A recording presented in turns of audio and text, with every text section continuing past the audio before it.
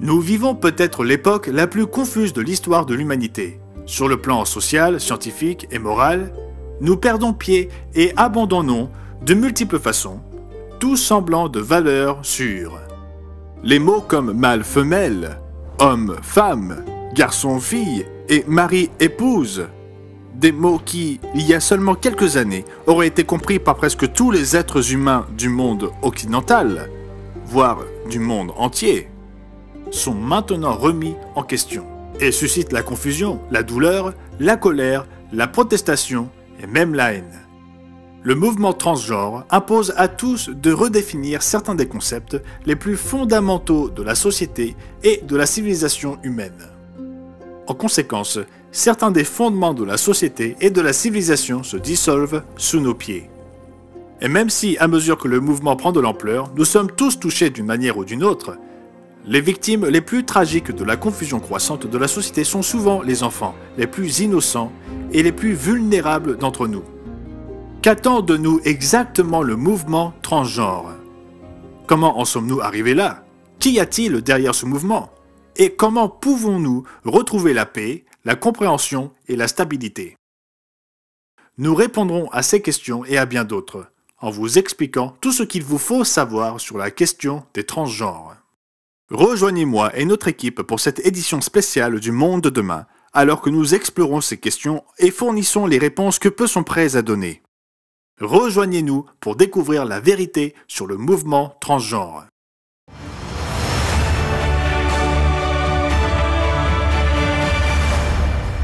Bienvenue à cette émission spéciale du Monde de demain, la vérité sur le mouvement transgenre. Cela ne devrait pas être un sujet complexe, pourtant il est devenu, et c'est l'un des sujets les plus controversés de notre époque.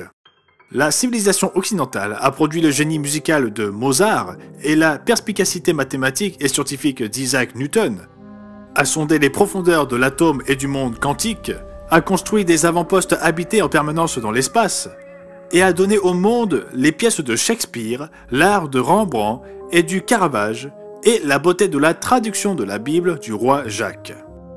Pourtant, à ce moment de l'histoire, nous n'arrivons pas à décider quelle toilette et quel vestiaire les gens devraient utiliser. Nous nous trouvons à un moment de confusion totale. Comment en sommes-nous arrivés à ce point où certains des mots les plus basiques de notre vocabulaire, homme, femme, garçon, fille, mari, épouse, sont de plus en plus dénués de sens? Des mots que personne ne semble plus pouvoir définir et qui suscitent des controverses, des poursuites judiciaires, des manifestations et même des violences. Le problème est-il vraiment si grave? Jusqu'où va-t-il? Et comment trouver la vérité au milieu du vacarme et de la confusion qui entoure la question des transgenres? Dans cette émission, nous allons examiner l'idéologie transgenre et son impact sur la société en général et sur la vie de chaque être humain. Et nous vous expliquerons la vérité pure et simple. Avant de commencer, nous devons cependant clarifier deux choses. Tout d'abord, nous devons admettre d'emblée que le sujet de l'idéologie transgenre et de la confusion sur le sexe et le genre n'est pas facile à aborder pour certains. Nous éviterons d'être inutilement explicites, mais le sujet, étant donné sa nature, touche des points sensibles que nous n'aborderons normalement pas en détail dans nos émissions hebdomadaires du Monde de demain. Par conséquent, vous pouvez choisir de regarder cette émission d'abord seul, sans les enfants dans la pièce, jusqu'à ce que vous soyez sûr que le contenu leur convient. Nous attendons de nos téléspectateurs, qui sont des parents, qu'ils prennent leurs obligations très au sérieux et nous leur en sommes reconnaissants. Deuxièmement, ce sujet doit être abordé avec compassion et un amour sincère pour ceux qui y sont confrontés. De nombreux individus souffrent réellement dans la confusion, la douleur et la tristesse. Beaucoup se débattent avec des sentiments qu'ils ne comprennent pas toujours et luttent contre la douleur, la gêne et le chagrin, pour lesquels ils ne voient aucun soulagement dans leur avenir. Et souvent, ils cherchent des réponses dans un monde qui semble parfois conçu pour les embrouiller, les induire en erreur et les faire passer de la douleur et du mal à un faux soulagement qui, en fin de compte, ne leur apporte que plus de douleur et de mal. Au monde de demain, nous n'hésitons jamais à dénoncer le péché et la confusion pour ce qu'ils sont. Et pourtant, le Christ nous met en garde contre une condamnation trop rapide.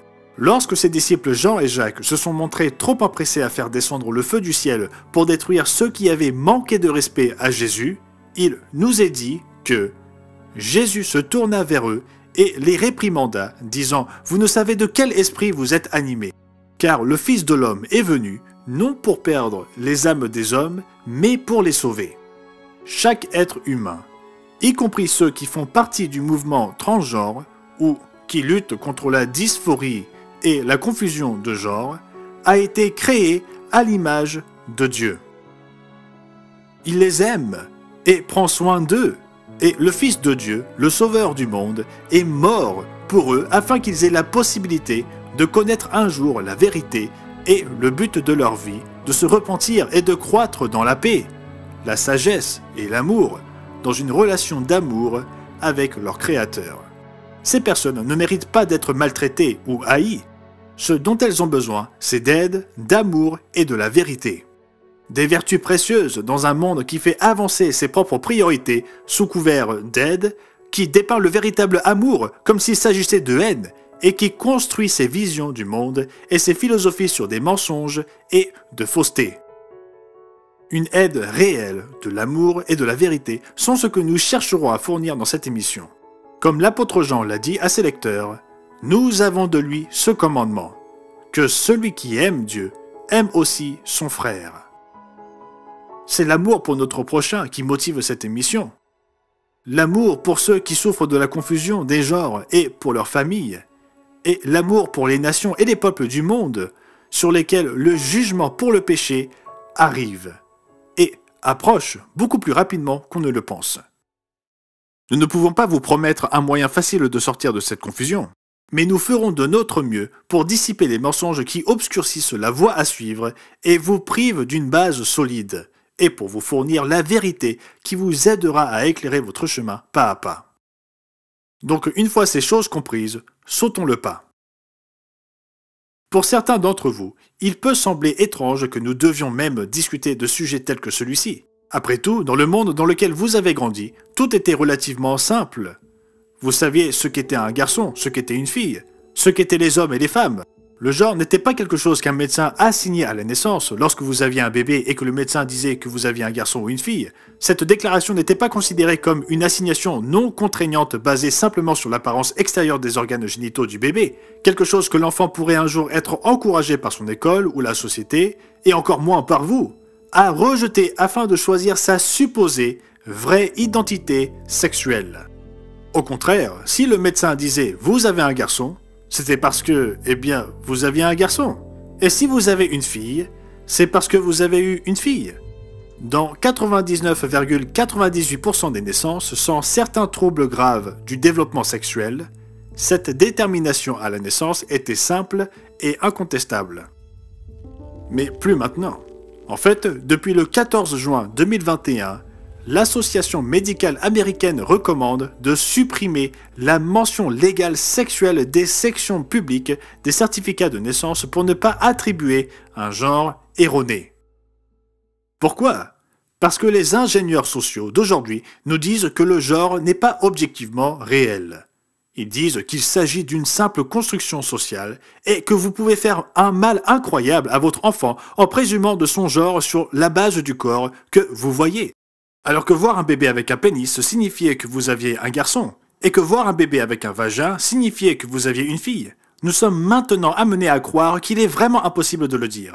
Le bébé que vous croyez être un garçon pourrait en réalité être une fille, ou le bébé que vous croyez être une fille pourrait grandir en réalisant qu'elle est en réalité un homme. Selon cette idéologie, le genre et le sexe n'ont rien à voir. Et si vous attribuez un sexe ou un genre à votre enfant, vous commettez pratiquement un acte de violence à son égard. En effet, les médias voudraient nous faire croire qu'un nombre croissant de parents éclairés élèvent leurs enfants de manière totalement neutre en termes de genre, en évitant même d'utiliser des pronoms sexués comme lui ou elle, afin que leur enfant puisse un jour leur dire quel est son véritable sexe. Bienvenue dans le nouveau monde de l'idéologie transgenre.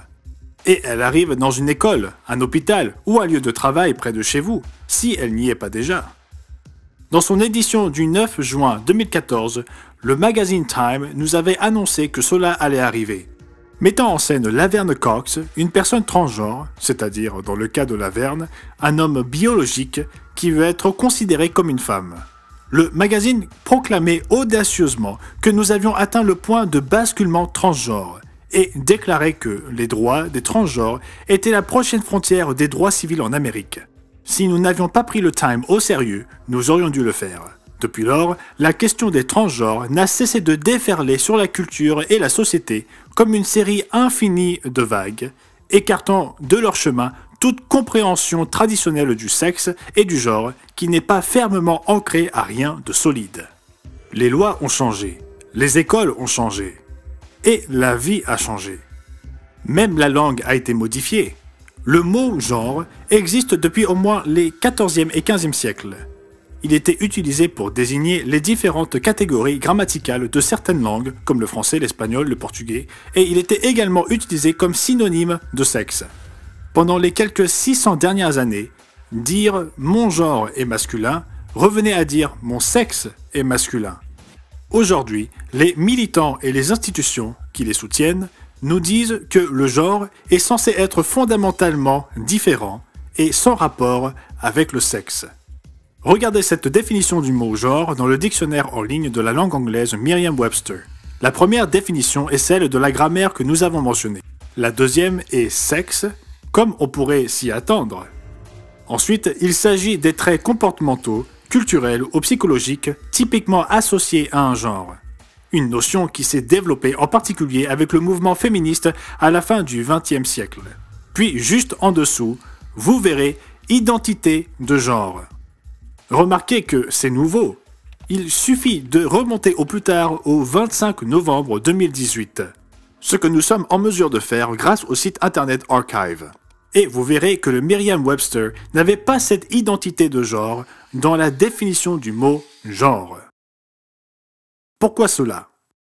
Parce que redéfinir le mot « genre » est la clé pour atteindre les objectifs du mouvement transgenre. S'ils arrivent à séparer complètement le genre du sexe, ils pourront l'utiliser pour soutenir leurs idées. Car notre sexe est bien réel.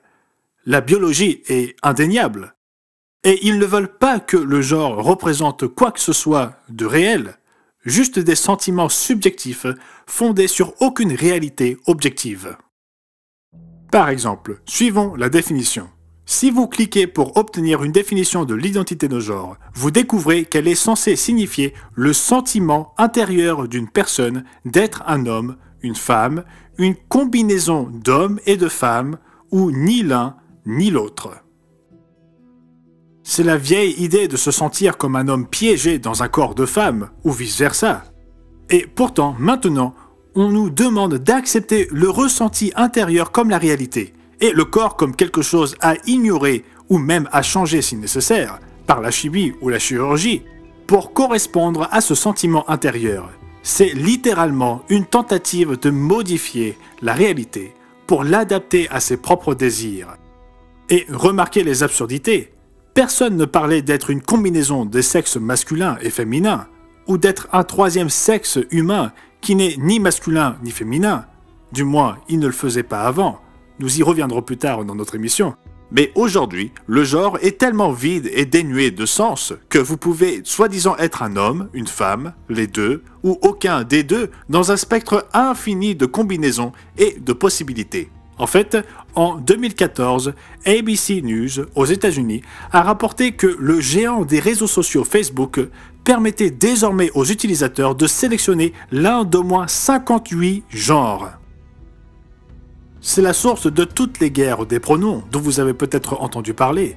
Certains, non contents de pouvoir choisir entre il ou elle, ont inventé de nouveaux pronoms pour représenter leur refus de s'identifier à l'un ou l'autre, sexe ou genre, en inventant des mots tels que « yel ». La vie réelle et la biologie définissent les hommes et les femmes simplement, sur la base de leur rôle dans la reproduction.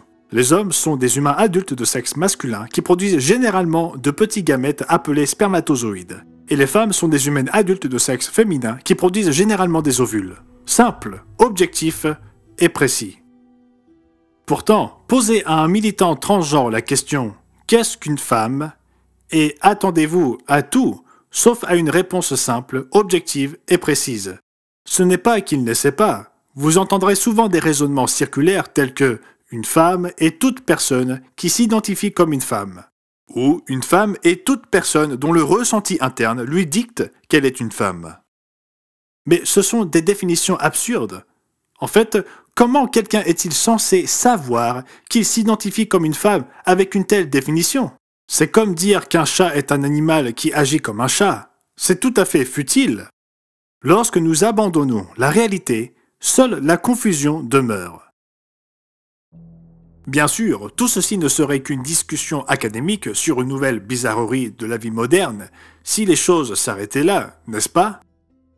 Je veux dire, la plupart d'entre nous ont grandi en entendant occasionnellement parler d'individus qui croyaient être d'un sexe différent de ce qu'ils étaient en réalité, comme un homme qui pensait être une femme piégée dans un corps d'homme. En ce sens, certaines de ces questions ne sont pas nouvelles. L'humanité a connu divers états de confusion depuis qu'Adam et Ève ont choisi le mauvais arbre dans le jardin d'Éden. Mais quelque chose a changé ces dernières années. Toute une conception du monde a été élaborée pour normaliser de telles confusions.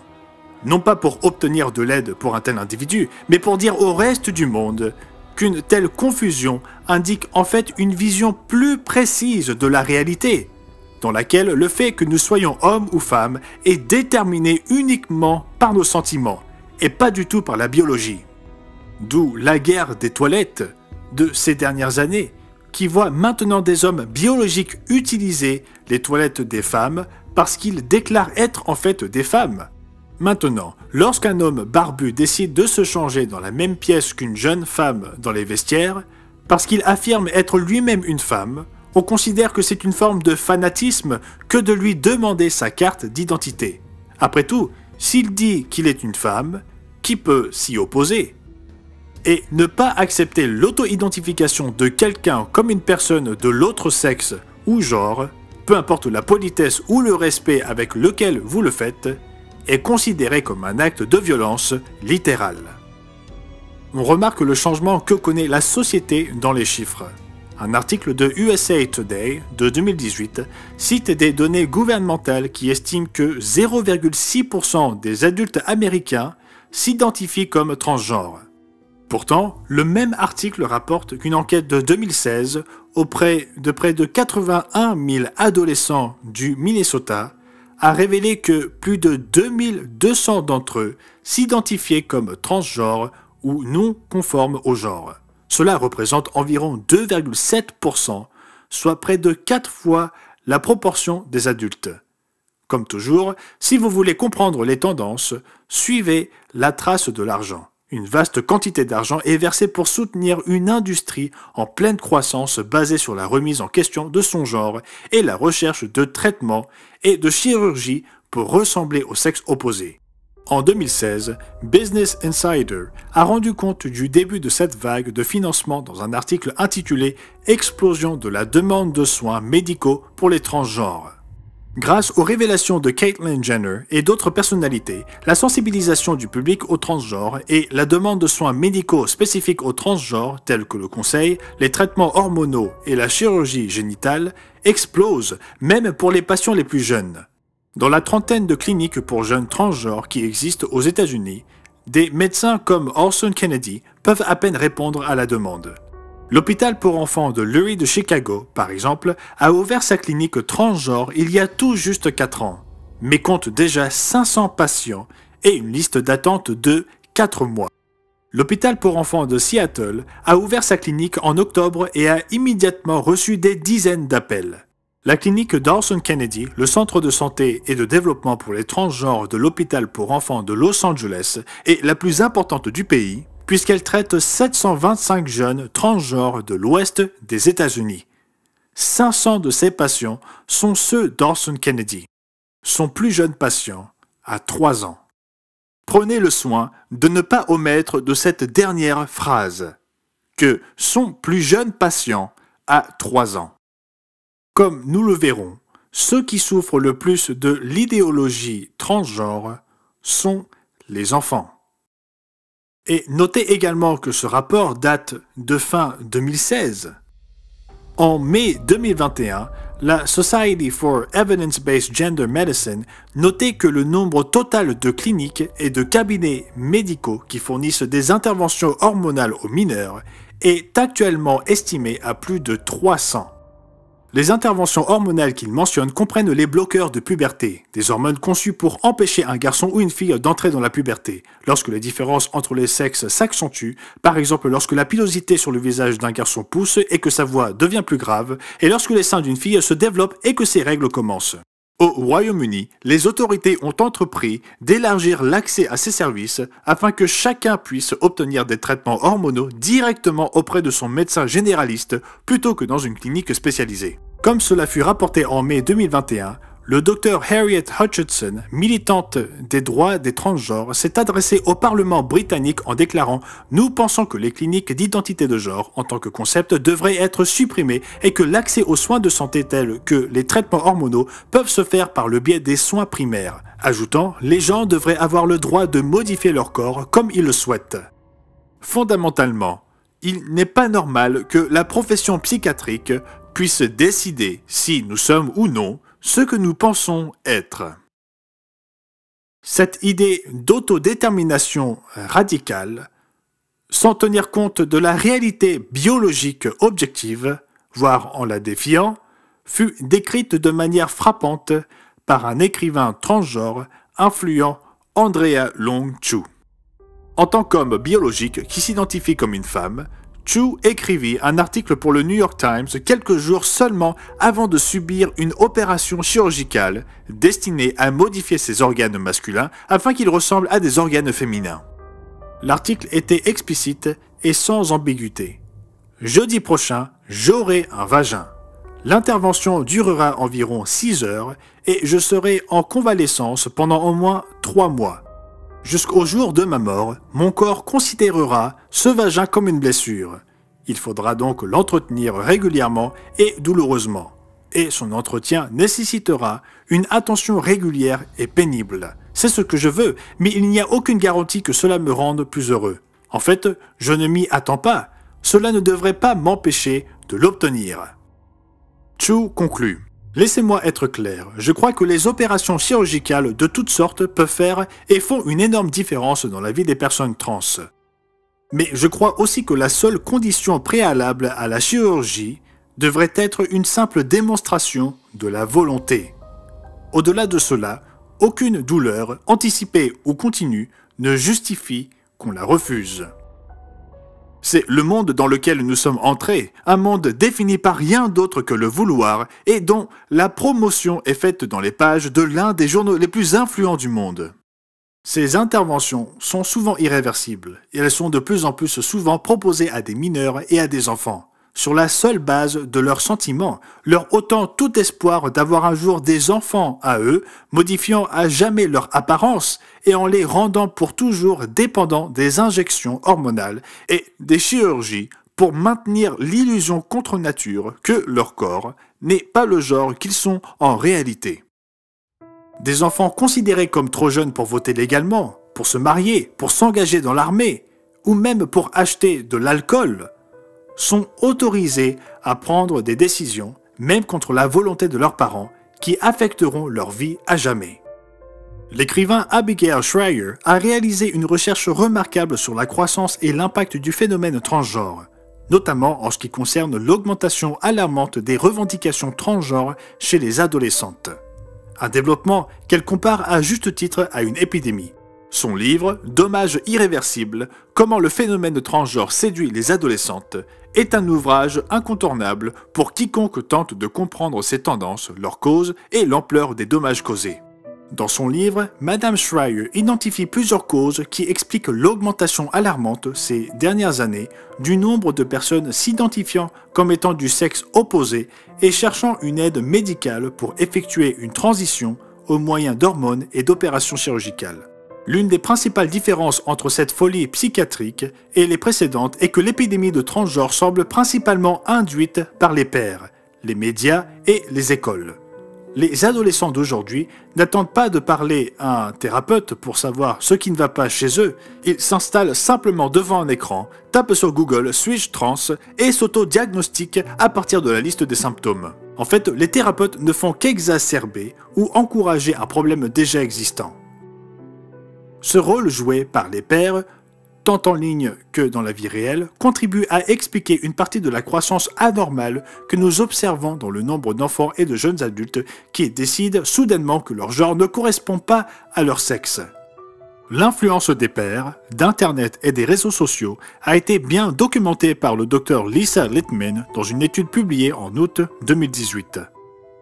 Le Dr Littman, aujourd'hui présidente de l'Institute for Comprehensive Gender Dysphoria Research, était motivée pour découvrir pourquoi le nombre d'adolescentes s'identifiant comme transgenres avait explosé ces dernières années dans de nombreux pays.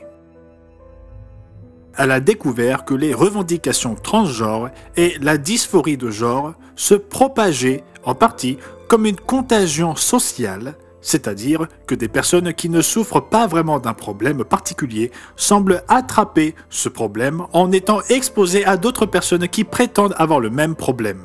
Elle a baptisé ce phénomène de dysphorie de genre à déclenchement rapide et a noté que les schémas de sa propagation étaient très similaires à d'autres contagions par les pairs comme l'anorexie mentale, un désir obsessionnel et autodestructeur de perdre du poids et d'éviter de manger. Ce n'est pas la première personne à faire le lien entre le transgendérisme et l'anorexie. Dans un article du Wall Street Journal de 2014 qui continue de faire des vagues, le Dr Paul McHugh, psychiatre influent et hautement considéré, notait « Les transsexuels souffrent d'un trouble de la supposition comme ceux d'autres troubles connus des psychiatres. Dans le cas des transsexuels, la supposition désordonnée est que l'individu diffère de ce qui semble être donné par la nature, à savoir sa masculinité ou sa féminité. Les personnes souffrant d'anorexie et de boulimie ont d'autres types de suppositions désordonnées où la supposition qui s'écarte de la réalité physique est la croyance des personnes dangereusement amaigries qu'elles sont en surpoids. Dr Littman avait remarqué que, tout comme certaines filles commencent à être anorexiques après avoir passé du temps avec d'autres filles anorexiques, les sentiments transgenres se répandaient de la même manière.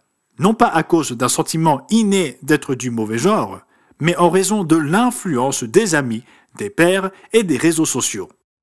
L'anorexie et la boulimie ont inspiré une sous-culture en ligne dans laquelle les adolescentes encouragent les autres à adopter le mode de vie pro-ana, faisant de la privation de nourriture un acte louable. Les sites web et les influenceurs des réseaux sociaux offrent des conseils sur la façon de supprimer les sensations de faim pendant que vous vous affamez, de cacher le fait que vous vomissez vos repas pour rester mince et de mentir à vos parents pour qu'ils pensent que vous mangez. De la même manière, les influenceurs en ligne encouragent les jeunes à adopter la mentalité transgenre, en proclamant les merveilles de la façon dont l'ablation des seins, les injections de testostérone ou les bloqueurs de puberté changent positivement leur vie. En tant qu'ados traversant le stress et les traumatismes tout à fait normaux de l'adolescence, ces influenceurs leur donnent un faux espoir que le fait d'adopter l'idée que leur genre diffère de leur corps leur apportera enfin les réponses dont ils ont besoin pour faire disparaître leur douleur, leur confusion et leur mal-être. Comme dans le cas de la communauté en ligne pro-anorexie, de nombreux influenceurs transgenres apprennent aux enfants comment convaincre et mentir à leurs parents et au système médical pour s'assurer qu'ils auront accès à toutes les hormones et opérations chirurgicales qu'ils souhaitent. Internet est un domaine très dangereux pour les enfants. Pourtant, s'il existe encore un endroit sûr pour les enfants, les écoles, où travaillent des professionnels formés et dévoués au bien-être des enfants, devraient être ces havres de paix et de sécurité. Mais malheureusement, ce n'est pas le cas. De plus en plus, c'est le contraire qui prédomine. Par exemple, dans de nombreuses écoles, les enseignants et les éducateurs approuvent le fait de s'écarter des normes de genre, se déclarer libérés de la compréhension traditionnelle du genre, adopter une identité transgenre ou des attirances non hétérosexuelles et loués comme étant courageux et braves. s'en tenir à son sexe biologique et à son hétérosexualité ne l'est jamais. Les calendriers scolaires et civiques prévoient des journées, voire des mois, consacrés à la promotion et à l'éloge de tout ce qui diffère de la compréhension traditionnelle du sexe, de la sexualité et du genre. Le mois des fiertés, le mois de l'histoire des LGBT+, le mois de la visibilité des transgenres, la journée internationale des pronoms, la semaine de sensibilisation aux transgenres. Dans les bandes dessinées, même le fils de Superman a fait son coming out en tant que bisexuel au cours de la journée du coming out. Il serait illusoire de penser que cette atmosphère de célébration et d'éloge n'influence pas les enfants, ne leur enseigne pas essentiellement ce qui doit être admiré et ne met pas en évidence les identités auxquelles ils doivent aspirer, tout en enseignant par son silence ce qui n'est pas digne de fierté ou d'être appelé brave ou courageux, la compréhension traditionnelle du genre et de la sexualité. Et alors que les parents aiment à croire que les écoles les aident à éduquer et à guider leurs enfants, en apportant leur expertise en matière d'éducation, mais en s'en remettant aux parents sur des questions comme celle-ci concernant le genre et la sexualité, ces parents vont avoir droit à un réveil brutal. De nombreuses écoles se considèrent comme les défenseurs de l'enfant, au-dessus des parents, aidant l'enfant à trouver sa véritable identité de genre, même s'il faut le faire en secret, sans en informer les parents jusqu'à ce qu'il soit trop tard. Abigail Shrier cite Scott Miller, professeur de CM2 et membre du conseil d'administration de l'égalité en Californie, à propos des recours dont disposent les parents lorsqu'ils découvrent trop tard que leur enfant utilise un autre genre à l'école et s'identifie avec des pronoms de genre différents. Même les parents qui viennent et disent « Je ne veux pas que mon enfant soit appelé comme ça », c'est bien, mais leur droit parental a pris fin lorsque ces enfants ont été inscrits à l'école publique. Il suffit de dire qu'en ce qui concerne l'augmentation surprenante de la confusion des genres et la propagation de l'idéologie transgenre, que la civilisation occidentale connaît une blessure auto-infligée. Pourtant, si nos institutions éducatives ne sont d'aucune aide, on pourrait penser que nos professionnels de la santé mentale le sont sûrement. Hélas, ce n'est pas le cas. La plupart des institutions ont désormais adopté ce que certains appellent des soins d'affirmation du genre, ce qui signifie que lorsqu'une personne vient les voir en affirmant qu'elle pense que son genre est différent de son sexe, elle ne cherche pas à découvrir ce qui pourrait être à l'origine de cette déconnexion. Au contraire, elles acceptent et affirment l'autodiagnostic de la personne et procèdent à partir de là.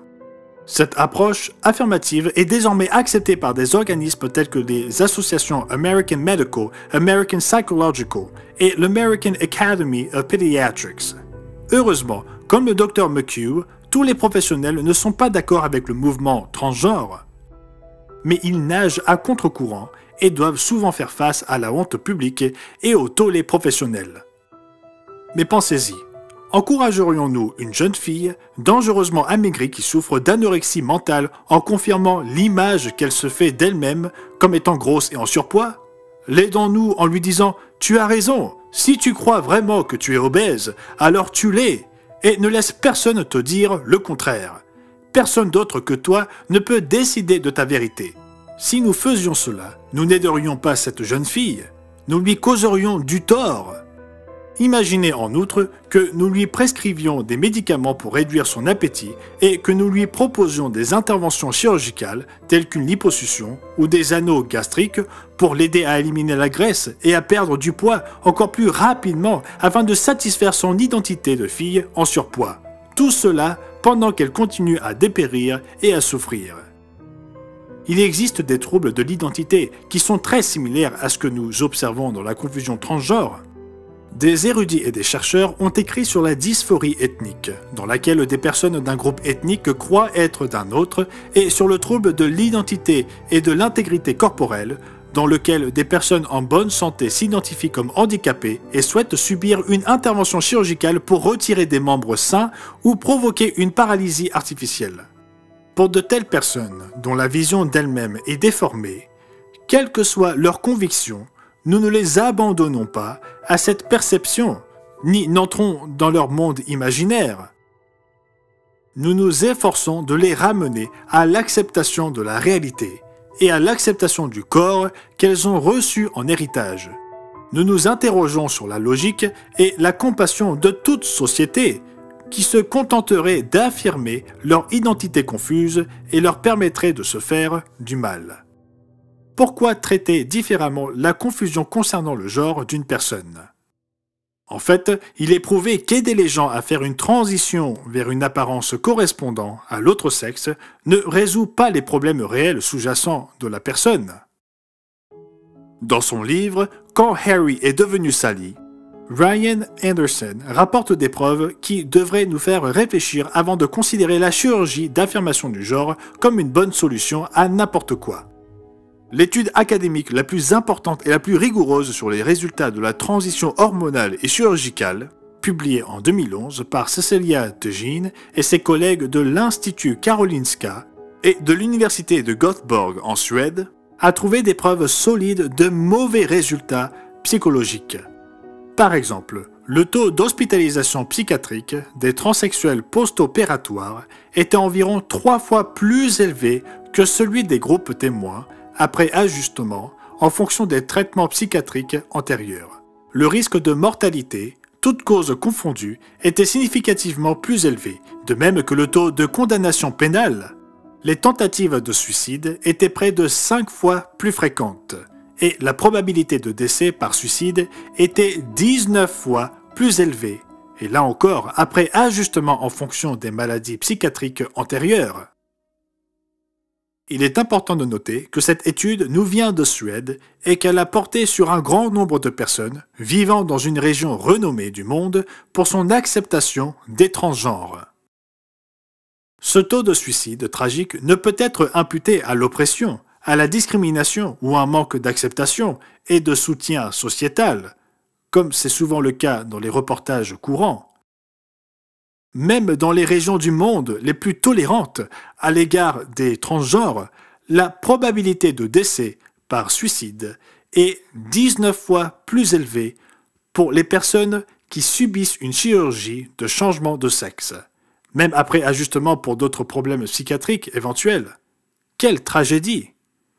L'élément le plus triste de cette discussion est sans doute le fait que tout cela est évitable.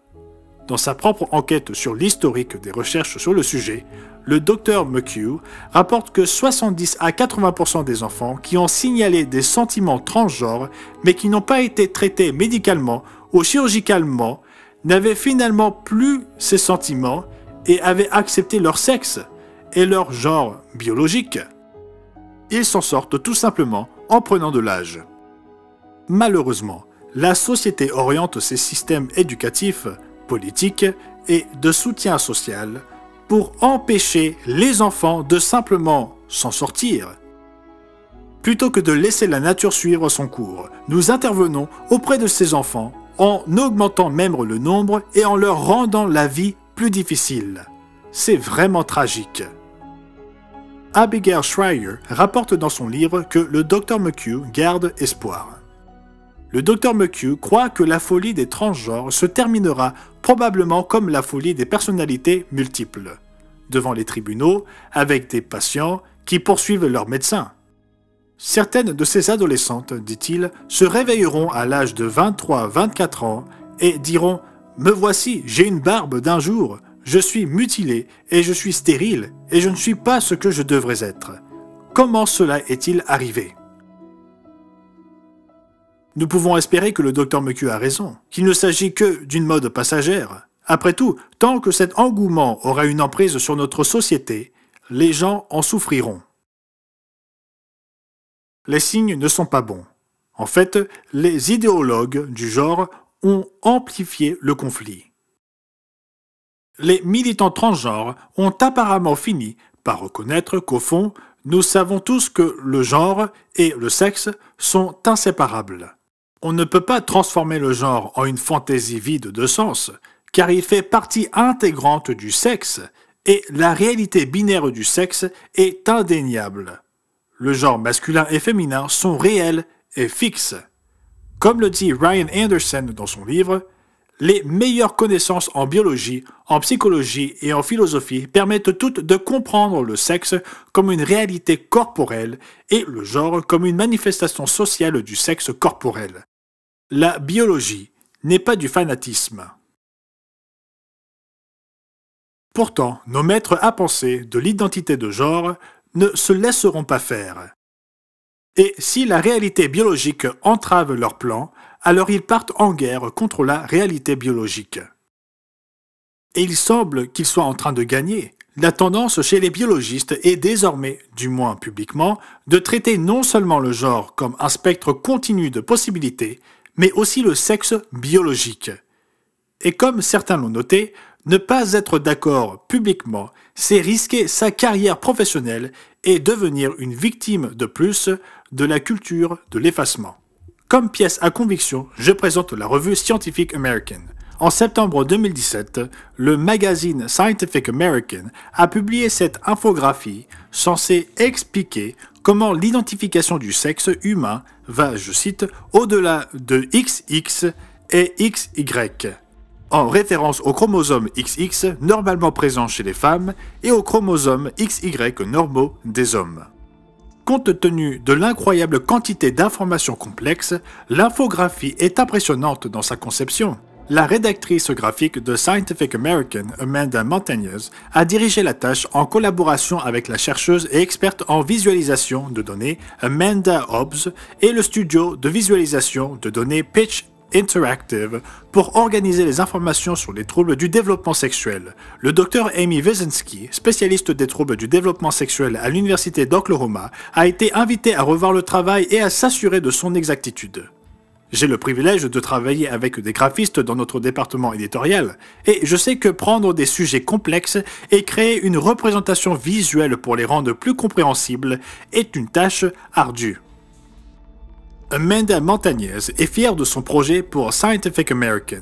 Comme elle le dit dans son blog pour le magazine, j'ai l'espoir que la sensibilisation du public à l'intersexualité ainsi qu'aux identités transgenres et non-binaires contribuera à aligner davantage les politiques sur la réalité scientifique et par extension sur la justice sociale. Si vous détectez la possibilité d'un parti pris dans cette déclaration, vous n'avez pas tort. Aussi professionnel que soit ce graphique, il risque également d'être très trompeur. Observons-le à nouveau de plus près. La bande du milieu est censée donner l'impression d'un spectre sexuel et du caractère non-binaire qu'il est censé revêtir, à l'instar du spectre revendiqué par les militants transgenres.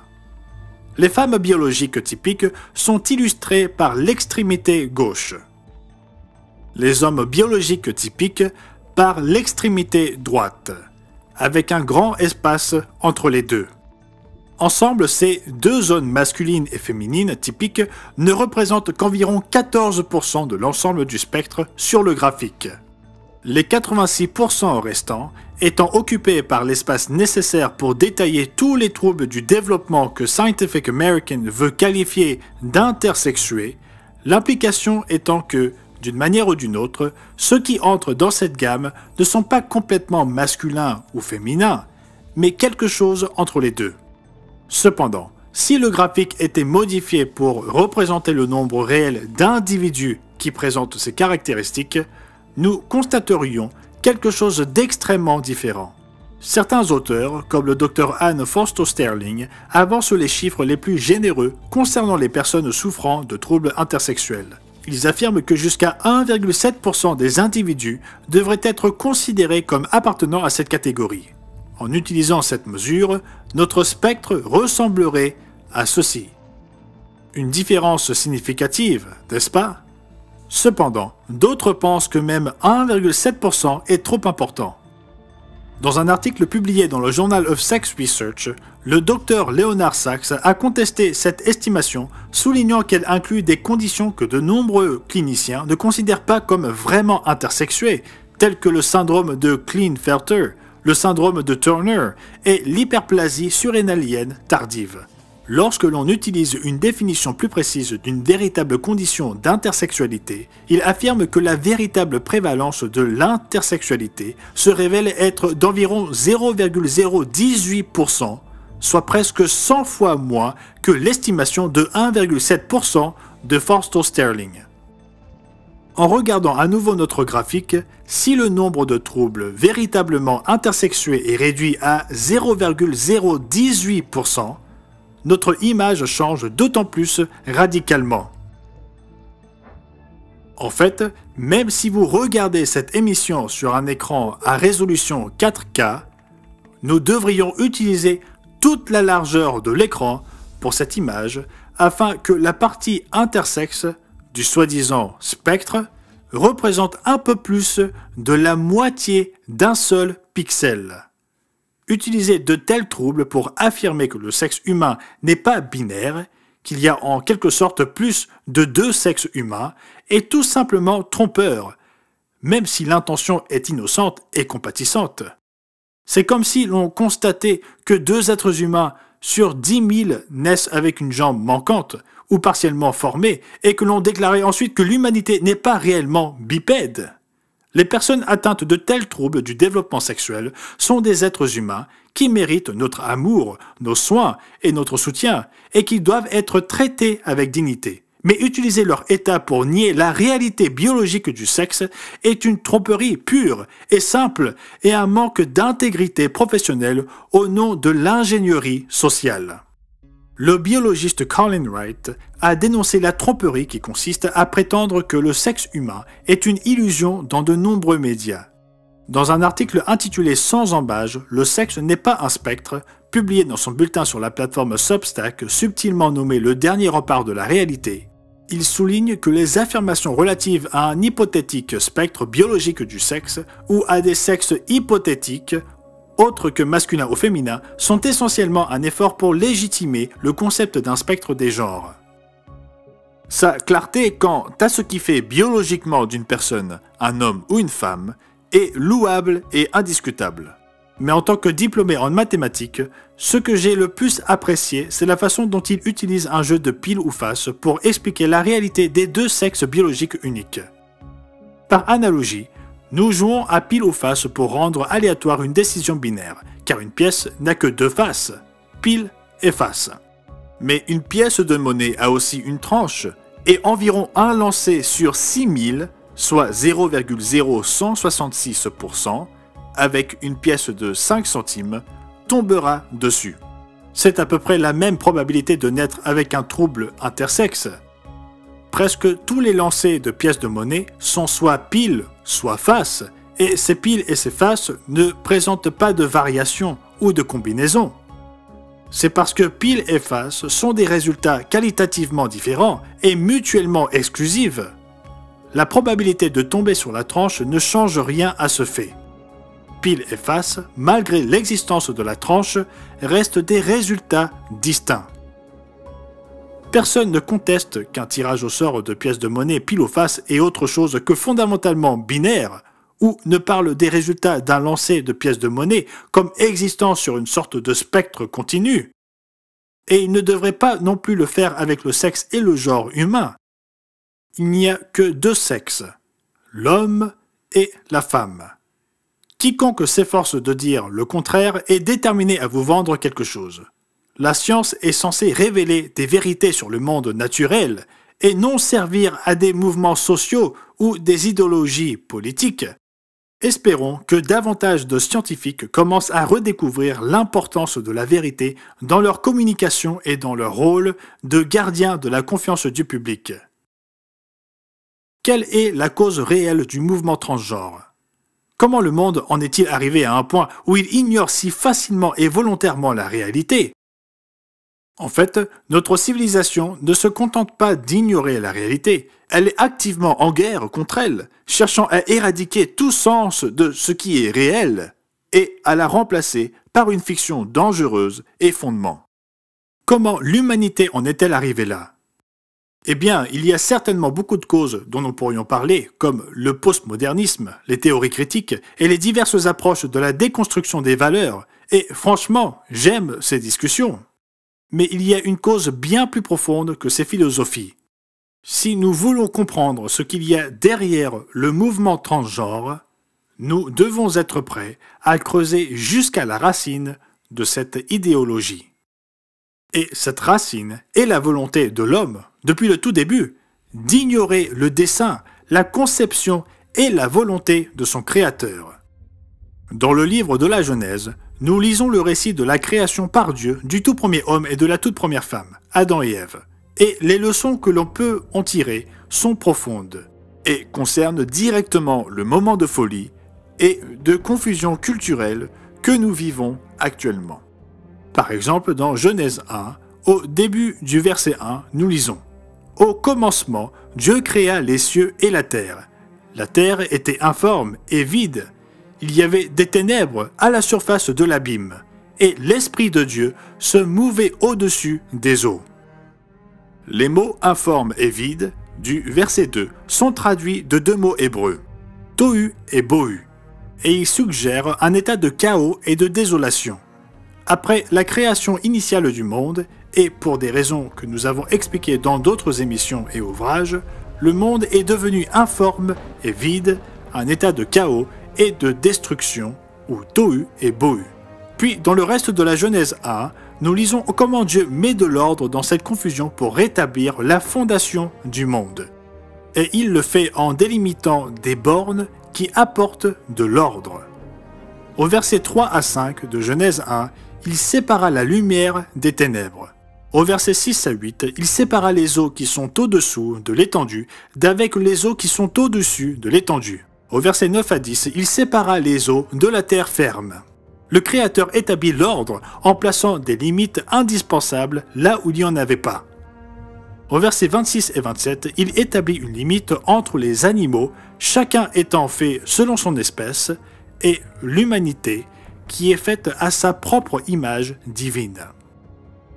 Puis Dieu dit « Faisons l'homme à notre image, selon notre ressemblance, et qu'il domine sur les poissons de la mer, sur les oiseaux du ciel, sur le bétail, sur toute la terre, et sur tous les reptiles qui rampent sur la terre. » Dieu créa l'homme à son image, il le créa à l'image de Dieu. Il créa l'homme et la femme. L'humanité n'est pas comme les animaux. Dieu a établi une distinction entre nous et les animaux, nous créant en tant qu'unique être, fait à son image divine. Et en créant l'humanité à son image, il a choisi de le faire en créant deux catégories distinctes au sein de l'humanité, soit le genre masculin et le genre féminin. Le récit continue avec le verset 28. Dieu les bénit, et Dieu leur dit « Soyez féconds, multipliez, remplissez la terre, et assujettissez-la, et dominez sur les poissons de la mer, sur les oiseaux du ciel, et sur tout animal qui se meut sur la terre. » Il dit « Soyez féconds, multipliez ». Et grâce au sexe masculin et au sexe féminin, nos premiers parents ont pu se reproduire et mettre des enfants au monde, ce qui fait également partie du plan divin. La notion de sexe masculin et de sexe féminin est au cœur de la création même de l'humanité, dans la nature de l'humanité telle que Dieu l'a conçue. Et le dessein et le but du Créateur sont les bases les plus fondamentales de cette réalité. Il ne s'agit pas simplement d'une affaire d'Ancien Testament, comme certains pourraient le dire. L'évangile de Jean nous dit que le Christ préincarné était impliqué directement dans la création du monde, de l'homme et de la femme. Toutes choses ont été faites par elle, la parole, et rien de ce qui a été fait n'a été fait sans elle. Au cours de son ministère, Jésus affirma la création de l'homme et de la femme, de sexes distincts et destinés à se marier l'un à l'autre. Nous voyons à de multiples passages son enseignement sur l'institution du mariage entre l'homme et la femme et sur la distinction créée à l'origine entre les sexes, comme dans Matthieu 19 et au verset 4 à 5. N'avez-vous pas lu que le Créateur au commencement fit l'homme et la femme et qu'il dit « C'est pourquoi l'homme quittera son père et sa mère et s'attachera à sa femme, et les deux deviendront une seule chair. » Soit dit en passant, cela montre que ceux qui prétendent avec suffisance que Jésus-Christ n'a rien dit sur la nature du sexe, du genre et du mariage, mentent. Ils mentent peut-être par ignorance de la vérité biblique, mais un mensonge reste un mensonge. Le plan binaire de Dieu pour l'humanité en tant qu'homme et femme, de sexe masculin et de sexe féminin, est simple, beau et évident. En fait, quand on y pense, en créant personnellement l'homme, la femme et en établissant l'institution divine du mariage, Dieu a établi l'unité fondamentale de la société, la famille. Le mariage constitue un fondement majeur sur lequel toute la société est construite. Il nous dit, à travers les paroles de l'apôtre Paul, que le mariage et les rôles des sexes au sein de celui-ci furent conçus ainsi pour représenter la relation entre le Christ et son Église. Et à travers le prophète Malachie, Dieu explique son plan selon lequel le mariage biblique, un homme et une femme, engagés l'un envers l'autre pour la vie, dans une union sacrée, servirait de cadre pour élever des enfants selon des critères divins. Ici, au monde de demain, nous savons que le mariage est d'une importance essentielle pour le rôle qu'il joue dans la société, pour ce qu'il nous apprend sur Dieu et, bien sûr, pour l'impact qu'il a sur nos vies personnelles. Permettez-moi de vous informer que nous disposons d'une brochure gratuite qui s'intitule « Le plan divin pour un mariage heureux », qui traite en profondeur des principes fondamentaux d'un mariage satisfaisant et fructueux, à un point que nous n'avons pas le temps d'aborder dans cette émission. Si vous souhaitez obtenir un exemplaire gratuit de cette brochure, il vous suffit de nous contacter en utilisant les informations que vous voyez ici sur votre écran. Quand on y pense, faut-il s'étonner que Satan le diable ait tenté de séduire l'humanité au cours des siècles pour dégrader la sexualité et l'alliance du mariage de diverses manières?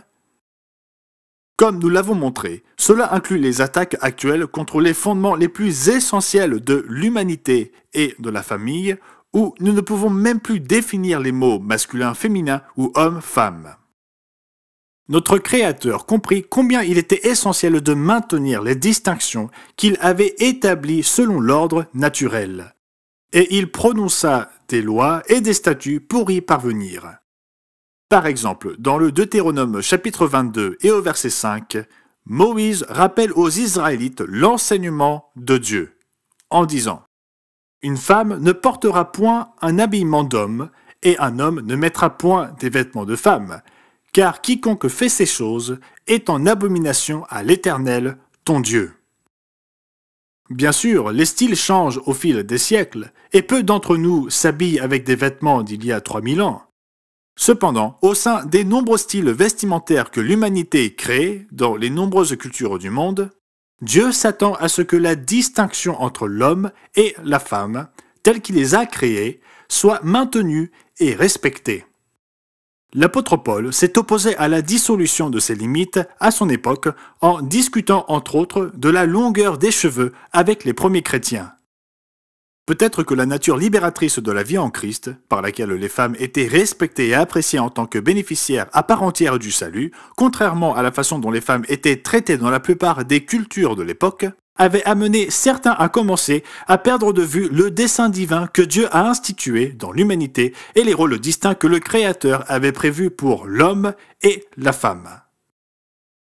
En rappelant ces distinctions aux Romains et aux Corinthiens, distinctions à maintenir dans l'apparence personnelle et dans le rôle clairement binaire de l'homme et de la femme dans les relations sexuelles, Paul fit appel à la nature comme preuve supplémentaire du dessein de Dieu et des conséquences du non-respect de ce dessein. En parlant de ceux qui avaient laissé leur sagesse personnelle prendre le pas sur le dessein et les lois de Dieu, un peu comme les intellectuels et les ingénieurs sociaux de notre époque, il écrivit aux Romains: « C'est pourquoi Dieu les a livrés à des passions infâmes, car leurs femmes ont changé l'usage naturel en celui qui est contre nature. Et de même, les hommes, abandonnant l'usage naturel de la femme, se sont enflammés dans leurs désirs les uns pour les autres, commettant homme avec homme des choses infâmes et recevant en eux-mêmes le salaire qui méritait leur égarement. Le fait d'agir en fonction des tentations de défier le dessein de Dieu pour l'homme et la femme pourrait nous faire sentir bien. Dans le livre des Hébreux, la parole de Dieu dit que le péché est souvent perçu comme une jouissance, mais elle prévient au chapitre 11 et au verset 25 que ces sentiments représentent des jouissances passagères, Elles semblent bonnes sur le moment et peuvent sembler être jouissives pendant un certain temps, mais la fin est toujours la même. Le plaisir passe, mais le mal reste. Avec le péché et la mise de côté de la volonté et du dessein divin, il y a toujours des dommages. Pourtant, le même Dieu qui créa l'homme et la femme comprend que nous ne faisons pas toujours les choix les plus judicieux. Il comprend que, dans un monde complètement séduit par Satan le diable, la voie vers ce qui est juste, bon et sûr est souvent difficile à trouver. Il comprend que, dans un tel monde, nous soyons souvent ballottés très tôt dans la vie par des forces que nous comprenons à peine et que nous ne contrôlons encore moins. Il comprend que, dans ce monde déroutant, nous commettrions des erreurs, parfois innocemment, parfois non, mais des erreurs quand même. Nous avons la promesse que Dieu est miséricordieux, comme le roi David le consigna dans Psaume 103 et au verset 13 et 14. Comme un père a compassion de ses enfants, l'Éternel a compassion de ceux qui le craignent, car il sait de quoi nous sommes formés, il se souvient que nous sommes poussière. En fait, les deux versets qui précèdent donnent une grande espérance à ceux qui se tournent vers lui. Mais autant les cieux sont élevés au-dessus de la terre, autant sa bonté est grande pour ceux qui le craignent, autant l'Orient est éloigné de l'Occident, autant il éloigne de nous nos transgressions. Cette espérance est accessible à ceux qu'il appelle à se repentir de leurs péchés, à changer de voie et à se tourner vers Jésus-Christ et son Père de manière complète et totale, dans un esprit d'obéissance et de soumission totale. Ceux qui le font peuvent être pardonnés de leurs péchés passés grâce au sang de Jésus-Christ, qui est mort pour rendre le pardon disponible à tous, en payant la pénalité du péché à notre place. Ensuite, par la puissance de son esprit, Jésus-Christ et son Père commencent à œuvrer à l'intérieur de nous, nous sanctifiant et nous transformant au cours du reste de notre vie, progressivement, alors que Jésus vit sa vie en nous, formant son caractère, son esprit et sa pensée en nous, faisant de nous de véritables enfants de Dieu pour naître à nouveau dans une vie nouvelle et glorifiée à son retour. Rien ne promet que le chemin soit facile, bien au contraire. Dans cette vie, si nos péchés peuvent être complètement pardonnés, les conséquences des choix passés ne disparaissent pas simplement comme la rosée au lever du soleil. Pourtant, nous avons la possibilité de remplacer notre fardeau par un autre, beaucoup plus léger que celui que nous portons. Comme Jésus nous le dit dans Matthieu 11, « Venez à moi, vous tous qui êtes fatigués et chargés, et je vous soulagerai. Chargez-vous de mon joug et apprenez de moi, parce que je suis doux et humble de cœur, et vous trouverez le repos de vos âmes, car mon joug est aisé et mon fardeau léger. » Et ceux qui s'engagent à le suivre dans l'obéissance n'ont plus besoin de porter seuls aucun fardeau, plus jamais. Comme l'apôtre Pierre nous y encourage, humiliez-vous donc sous la puissante main de Dieu, afin qu'il vous élève au temps convenable, et déchargez-vous sur lui de tous vos soucis, car lui-même prend soin de vous. Ceux qui choisissent d'adopter la confusion des sexes et des genres le font souvent en quête d'une vaine liberté. Pourtant, le chemin vers la vraie liberté commence par l'acceptation de la vérité, comme le souligna Jésus il y a fort longtemps.